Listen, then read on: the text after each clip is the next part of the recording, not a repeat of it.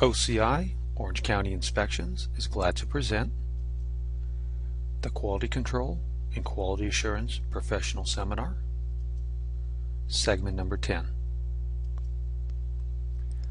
In this segment, we will cover the shop drawings. And the items that will be reviewed are the basic steps and tools required for using and navigating the shop drawing, with the following being reviewed: the different views, how grid points are used, information from both the project and structural steel members, while we close with both the general and specific details. Second item is the column used for the project, where we break down the vital steps in locating the section view cuts that open up the needed details for information to assist in the fabrication and installation procedures. The third item follows on the heels of the column, and that is the beam, where all the above mentioned information is covered, plus dimension and alignment illustrations are exposed for proper compliance with the approved design drawings. And the last item are the metal deck shop drawings, where the drawing styles are similar, but as you will see, there are a few callouts that you, the QC and QA professional, should know to observe the proper installation of product. The basic tools and steps needed for using and navigating a set of shop drawings are the same we covered earlier in the seminar when dealing with this design set of drawings. Here is a plan view of the project, and there are three different views that are used for finding the location or answers. Those will be the plan view, like a bird flying over the project and looking down upon it. Next is the cut view, which cuts a wall or floor in half, and as we stand on the detail line, we are looking the way the arrow is pointing. And if no arrow is present, you could be looking either way. And lastly is the elevation view. It has you standing in front of a wall or beam, looking from the bottom to the top of the subject, and that subject will have grid points, allowing you to find your place on the project with use from the plan view sheet. Now, with the plan view, we find the shape of the building, which resembles a rectangular of sorts.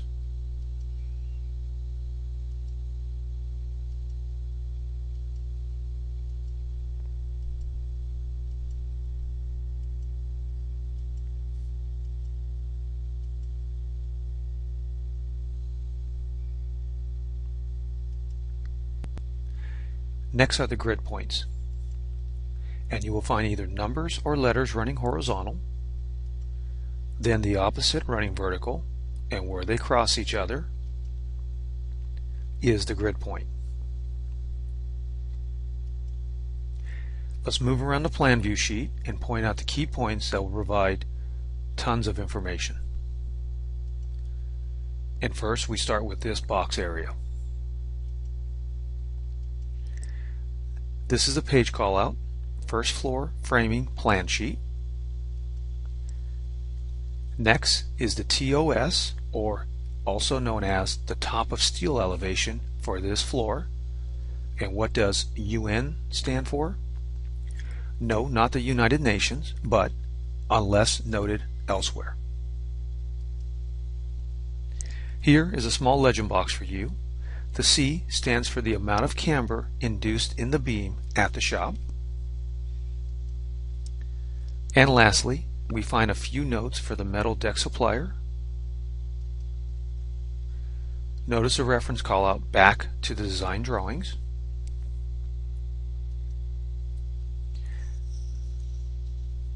Here we see the project and sheet information box.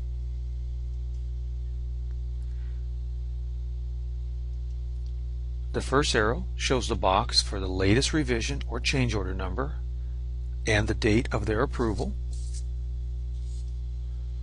With the second arrow, we find a box for the subcontractor's information that these shop drawings are for. Here is the project information box, plus notice the job and sheet number for these shop drawings. Okay, let's slow down here. And if this is the only tip you get from this whole seminar, it could be worth $1 million of your dollars. This is the sheet reference call out back to the approved design drawings. You must always cross-reference the shop drawings with the approved design drawings. Many QC and QA professionals have found themselves in hot water with the authority having jurisdiction for believing, since the shop drawings have been stamped approved, that it means they override the design drawings, and that is just not true. So once again, cross-reference the shop drawings with the design drawings, and if any confusion arises, just place a call to the authority having jurisdiction for guidance.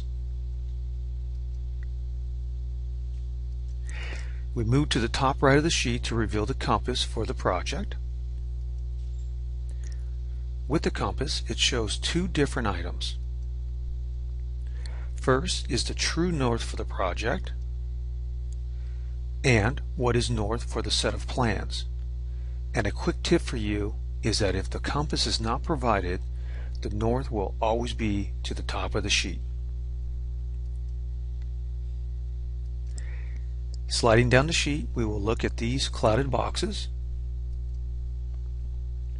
Usually a clouded area means it's a change order or revision to the drawings, but in this case it's being used to alert everyone to a special situation. And with the first clouded box, it's asking for verification of the area where concrete planter boxes will be placed. And the next is alerting all involved to verify all clouded dimensions. And lastly are these line items that hold a lot of information. The first section of line items are for the field erection of the structural steel members. With the first arrow, it reveals where the piece mark of each member should be located when set in place out in the field. Next arrow indicates a symbol for the moment frame members. The arrow pointing at number 4 is another symbol we have seen before, representing the SSDA connections found on the moment frames. Next arrow at number 5 shows a seismic beam connection symbol. After that, the arrow is at the top plate drag connection symbol.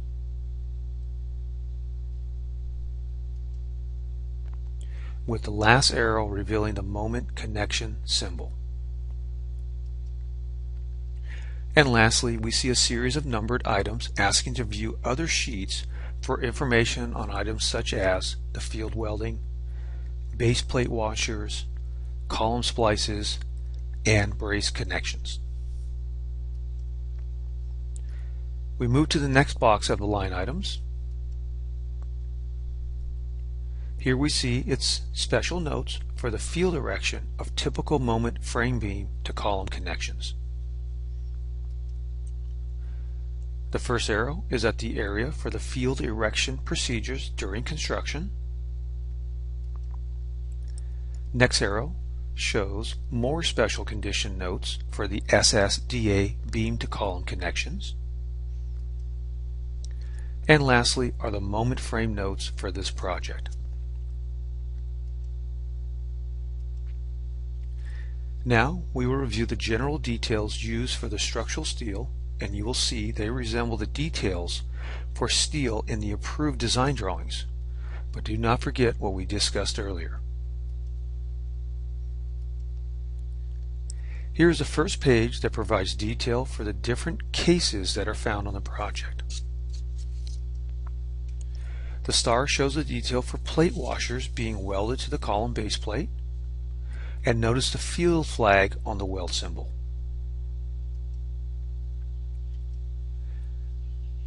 Next are 3 details that cover the welding of column splices, both moment frame and non-moment frame. The box reveals the details used for welding the moment beam to both the moment column flange and web. Can you see the continuity plates?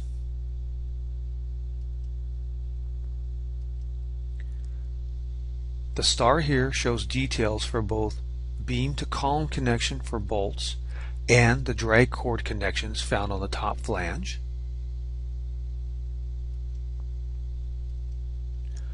The curved line underlines the non-moment beam to non-moment column connections and a beam to beam connection.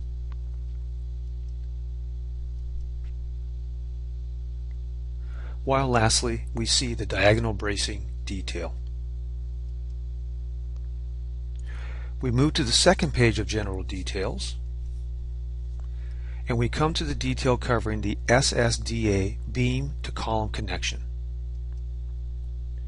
And we see the title call out, which has you referencing back to the approved design drawings. Next is the elevation view of the connection. There again, notice the continuity plates at the top and bottom beam flanges. We see here the beam schedule, which provides the fillet weld size required to connect the shear clip to beam and the no weld zone found on the beam flanges. And lastly, with this detail are notes specifically for this connection.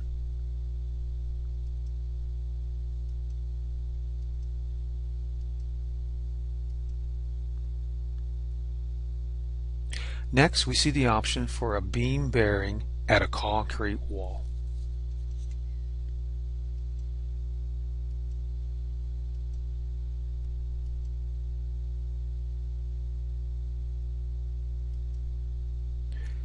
Now we come to the last page of the general details, and we see the first two details will cover the moment columns and specifically the doubler plates that are required at the mid-height and also at the top of the column.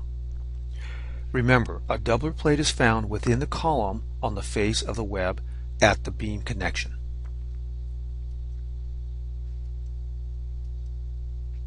The next two stars cover the column splices when either the flange thickness is less than or greater than 2 inches.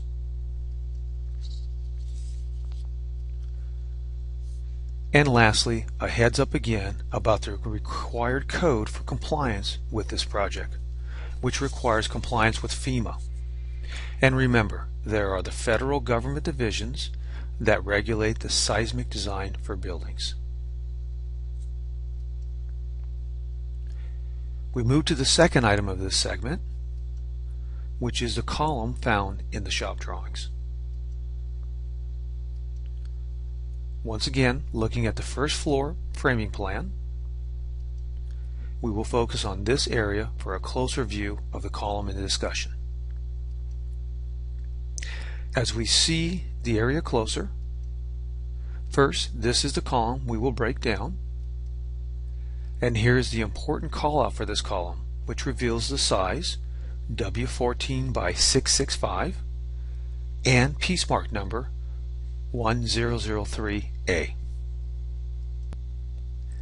Here's a typical sheet for the column found in the shop drawings, and at first glance it's pretty intimidating with lots of lines and dots all over the place.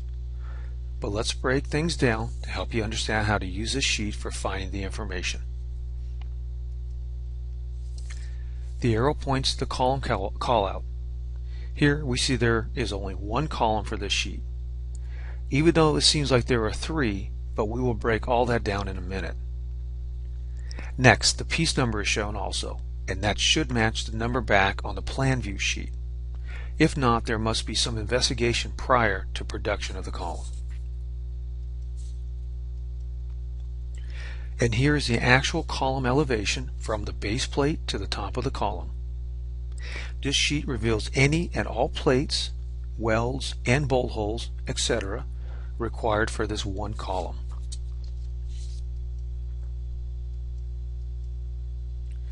Now, the two stars reveal an important cut view. They open up the column web, which is found here. This is the middle image of the column, which shows the base plate to the top of the column, plus how the connection plates are welded and all dimensions found along the web. Next, we show how the image of the column on the left side works hand in hand with the middle image. The star is on the connection plate coming at us, which is this plate on the side elevation view of the column. Does that make sense? Okay, let's try that again. The star is on the connection plate coming at us, which is this plate on the side elevation view.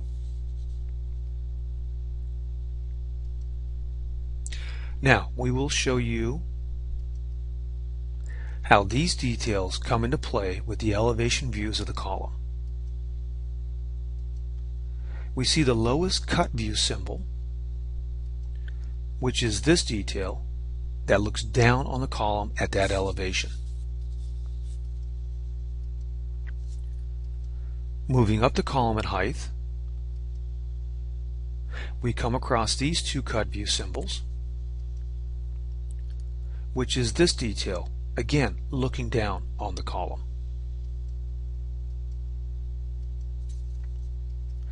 We keep moving up and see this cut view symbol,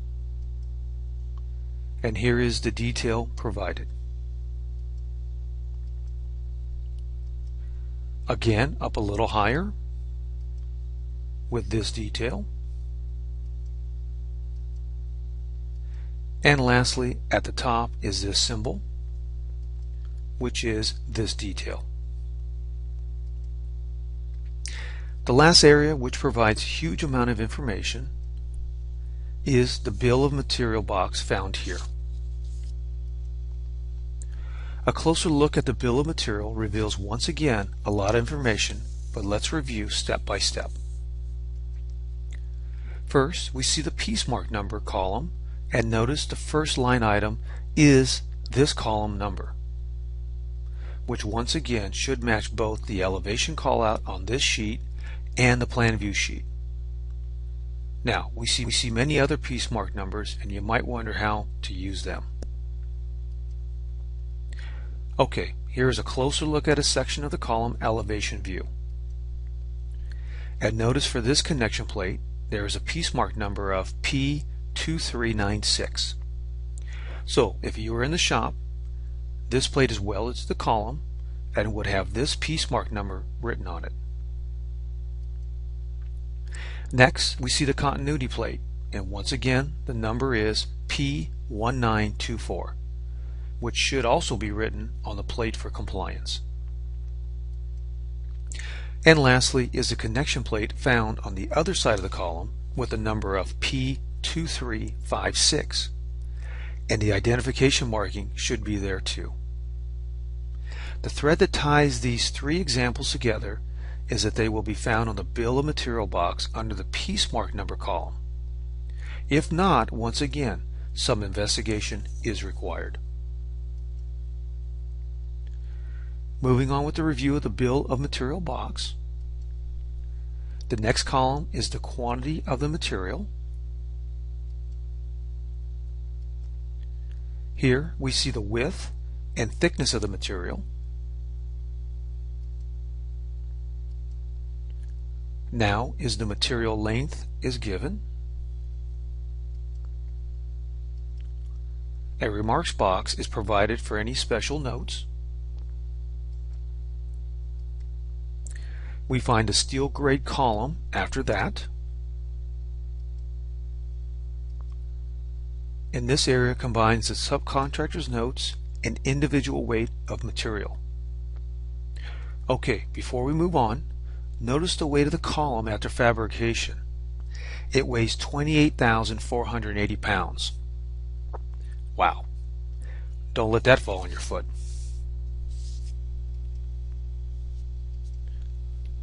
We move into the third item of this segment, and that is the beam. We take the same area as before, and we see the beam that connects into the column we just reviewed. Its size is W36 by 210, and the piece mark number is 1374A. As we move to the sheet that covers the beam, first we see the arrow is at the beam callout that reveals again just one beam for this piece mark number. Then here is the actual beam with an elevation view. Then we see this view of the beam, which the arrow is pointing the way the image above is looking. Moving to other important detail cuts within the sheet, we see this detail number 1 callout, and here is the location of that detail.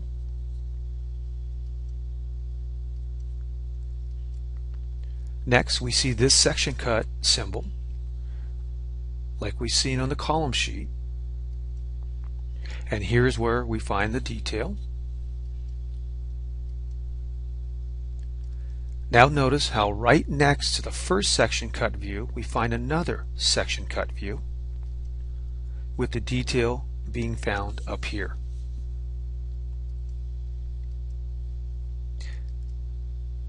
We move to the bill of material box here in the upper right corner of the sheet, and it's identical as the column bill of material, with piece counts and markings matching the callouts on the sheet, plus material dimensions, type, and weight.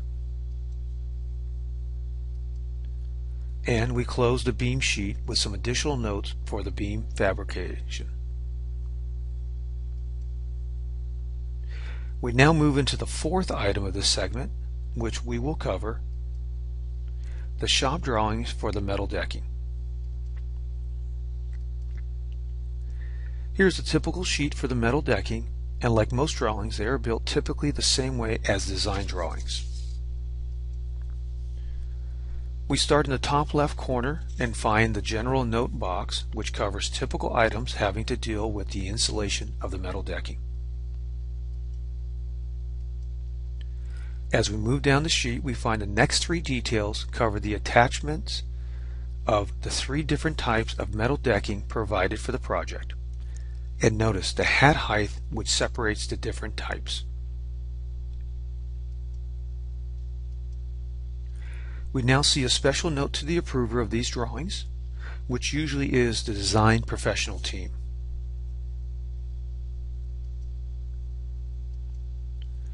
The first X is the detail covering a typical composite concrete floor construction. Second X covers the deck support around a column. Third X covers typical floor and roof openings in concrete decks. Fourth X covers a small opening in floor and roof concrete deck. The fifth X covers bending of reinforcing steel requirements. 6X covers the perimeter concrete panel that attaches to the deck edge. 7th X covers the detail for soffits. 8th X covers the wall found for the planters. 9th X covers the area at a seismic expansion joint. 10th X covers deck edge at existing concrete wall. The 11th X covers deck closure plate. 12th X covers bending reinforcing steel at concrete wall using a special attachment. 13X covers typical installation of headed stud to deck and steel support. We see some more notes here to both the general contractor about the field installation and approver. And lastly is the information bar where the project, subcontractor, design team would be listed, plus the sheet callout number at the bottom right corner.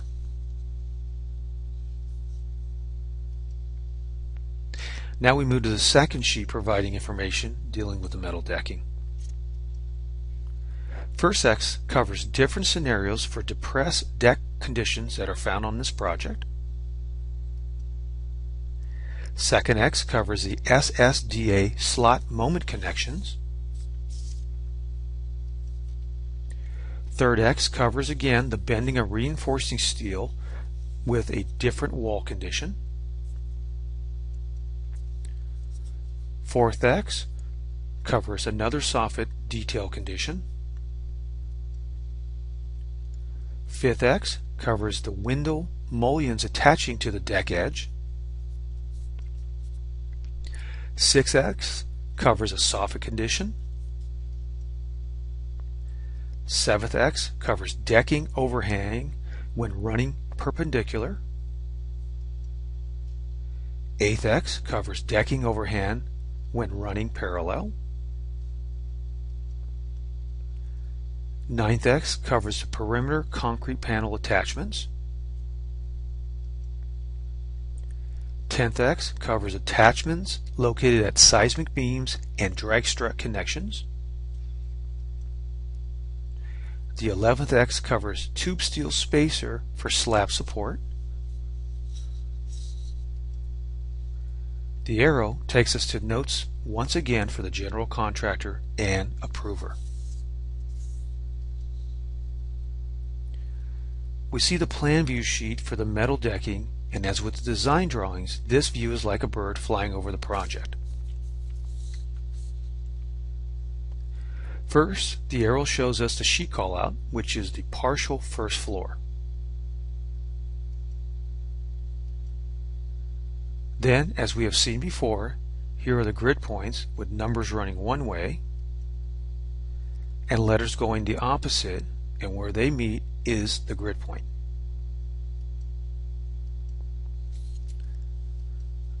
Next is the north compass, and remember, if no compass is provided, north is always the top of the page. And now we come to the legend box plus notes.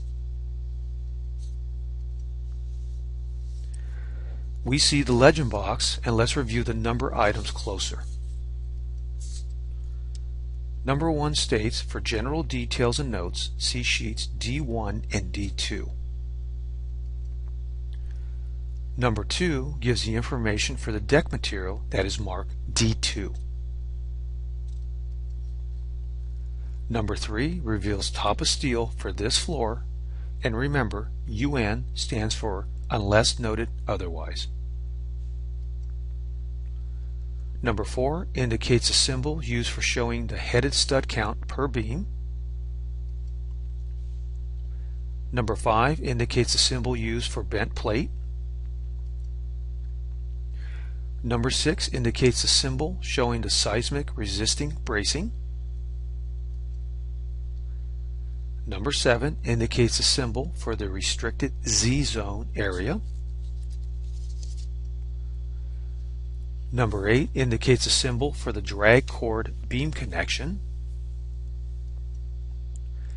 And number 9 indicates when an asterisk symbol is placed by the metal decking bundle dimension, it means the deck needs to be cut in place prior to installation. The next legend box is for the span limitations of decking with no shoring. Here we see it's only for decking marked D2, and the decking is type 3W, gauge 18, used within a slab 3 1/4 inch thick using lightweight concrete. The star reveals the different span lengths when a single, double, or triple span is used. And now we come to the last information box found here, which is the note to the approver. And once again, these notes are from the subcontractor to the design professional team. And we see there are 2 different notes providing here, which are asking for clarification to foreseen problems.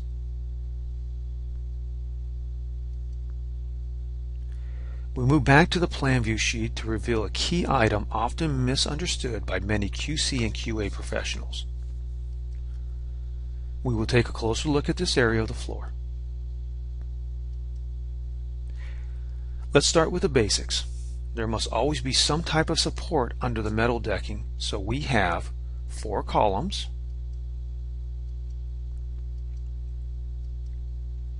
that will connect with 4 beams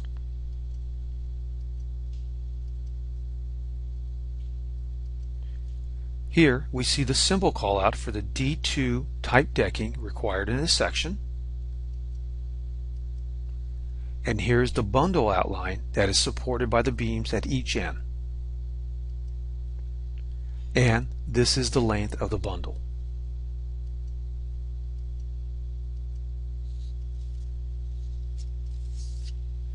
Now we see the call out of 11 pieces, which means within this one bundle there are 11 single sheets of metal decking that will start here and connect together by its edge connection until they reach here.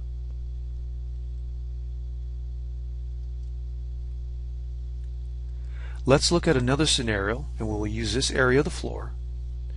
We have 8 columns.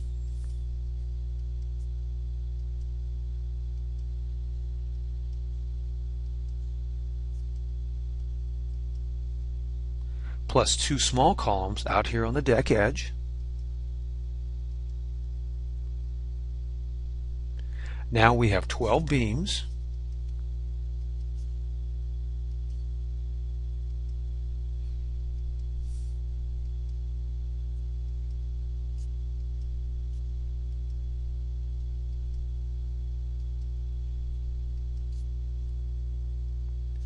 And now the arrows and dash lines will reveal the deck edge that actually separates the building into 2 different sections.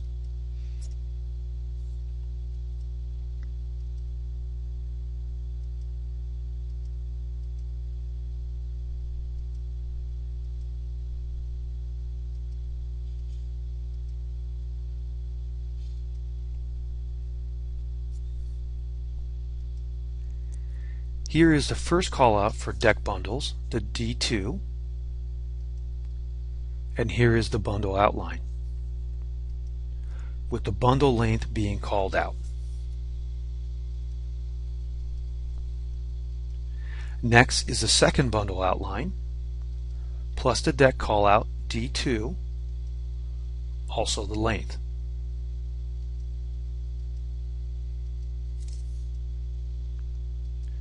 Now we see the third bundle call out, its outline, and the length.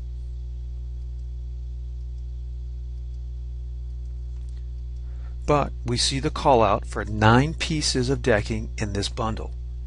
Okay, no problem. We just reviewed this. And they start here and finish there. Okay, that should make sense.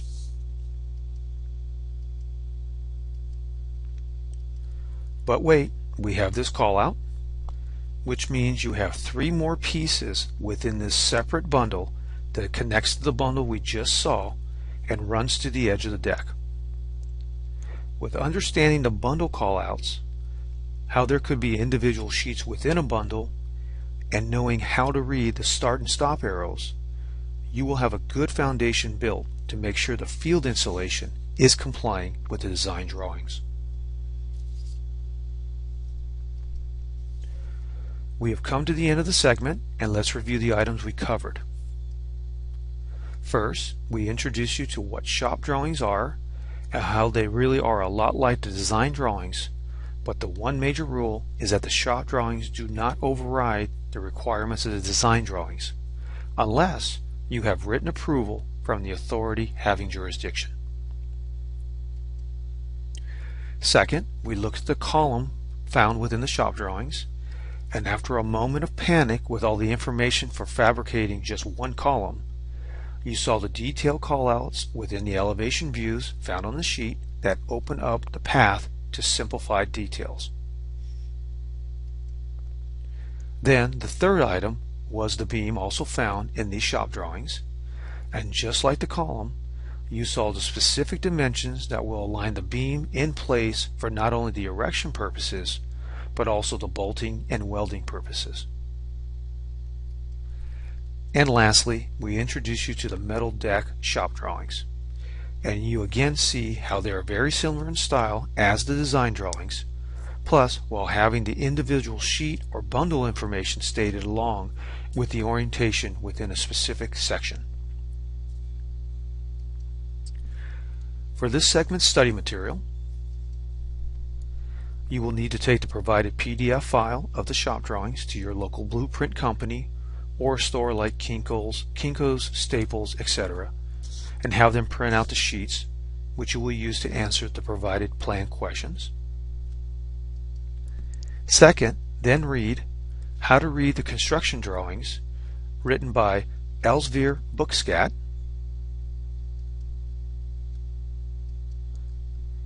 Then, Plan Reading and Structural Drawings by Portland State University.